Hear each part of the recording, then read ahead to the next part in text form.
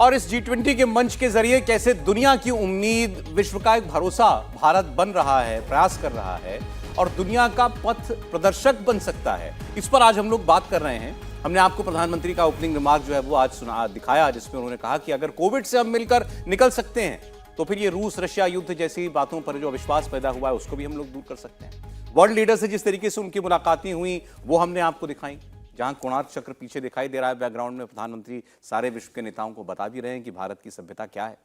जिस G20 के मंच से प्रधानमंत्री मोदी दुनिया को भारत का संदेश दे रहे थे, उसमें उनकी सीट पर सामने उन मेज पर जो लगी हुई जो तख्ती थी, नेम प्लेट जो थी, उस पर लिखा था भारत, बड़े बड़े बोल्ड लेटर्स में।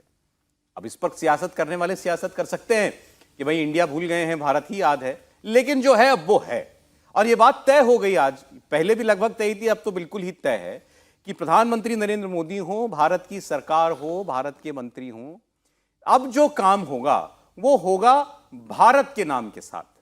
प्राथमिकता भारत को मिलेगी, हर जगह आपको चस्पा भारत ही दिखाई देगा। आप पहले का देख लीजिए, पहले भी समिट्स हुए हैं, वहां इंडिया लिखा जाता था, अब लेकिन किसी भी ऐसे मंच पर आपको भारत दिखाई देगा। और जिस पूरी विशाल भव्य इमारत के अंदर ये सारा समारोह हो रहा है उसका तो नाम ही है भारत मंडपम। इंडोनेशिया भी जब प्रधानमंत्री गए थे, G20 का ही समिट अटेंड करने के लिए गए थे, वहां भी उनके सामने इंडिया लिखा गया था। लेकिन ये अंतर जो अब दिखाई दे रहा है पिछले कुछ दिनों से, इसको आप एक परमानेंट चेंज मान सकते हैं देवेंद्र?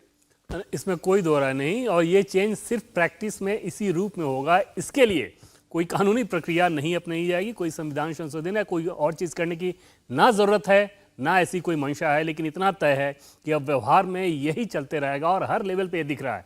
इवन अधिकारी भी जब आप बातचीत कर रहे हैं तो लगातार उनकी ये कोशिश हो रही है, भारत सरकार के जो अधिकारी हैं, कि भारत शब्द का इस्तेमाल ज़्यादा से ज़्यादा करें ताकि वो उनके प्रैक्टिस में रहे। जो आई कार्ड बना हुआ है अधिकारियों का, वो आई कार्ड तक भारत ऑफिशियल के नाम से बना हुआ है, जो कि पहले इंडिया ऑफिशियल के नाम से बना होता था इस G20 समिट के लिए। कुल मिलाकर प्रधानमंत्री नरेंद्र मोदी ने इस संदेश को जो दिया है भारत को, वो नीचे तक पहुंच गया है सौरभ।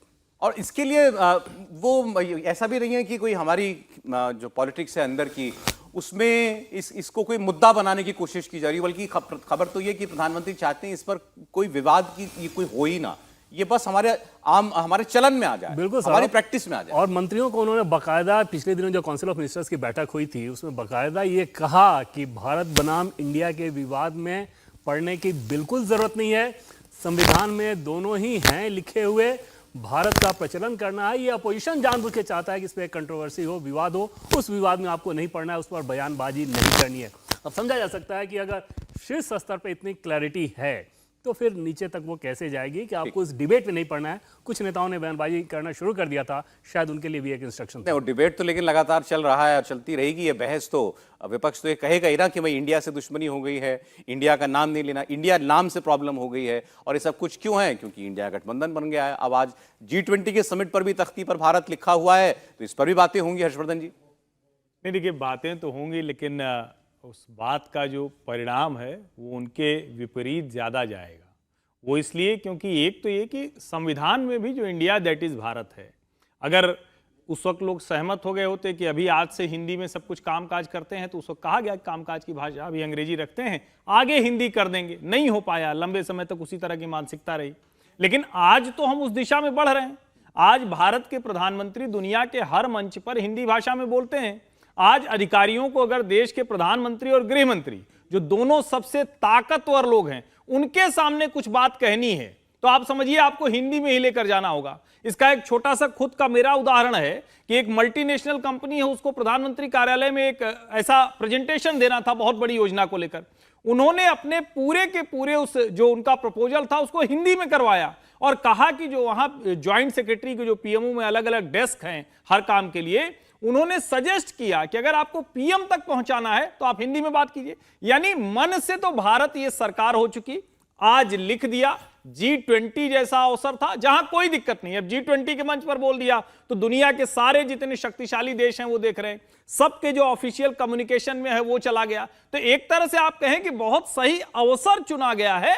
अब इसको संविधान संशोधन की तरफ ले जाएं या न ले जाएं, या कहें कि उसके लिए किसी और अवसर का इंतजार करें। हालांकि अगर नहीं ले जाएंगे तो फिर देवेंद्र जी बताएं कि वो जो सेशन होगा स्पेशल वाला, उस स्पेशल सेशन में और कौन सी चीज है जो निकल सकती है, क्योंकि ये तो बार बार कयास लगाए जाएंगे ना, ऐसे तो छूट नहीं हमने जाएगा। सोचा था कि ये 2 दिन कम से कम शायद उस पर बात नहीं होगी कि स्पेशल सत्र में क्या होने वाला है, लेकिन वो ऐसा मुद्दा है, देखिए अभी भी वो सवाल बन के हमारे सामने तो खड़ा ही है। जवाब अगर आ जाएगा तो बहुत अच्छी बात है। जफर साहब कुछ कह रहे हैं। नहीं, देखिए मैंने जो नरेंद्र मोदी साहब को बहुत करीब से देखा है कि वो जब तय करते हैं कोई चीज़ तो वो शुरू कर देते हैं।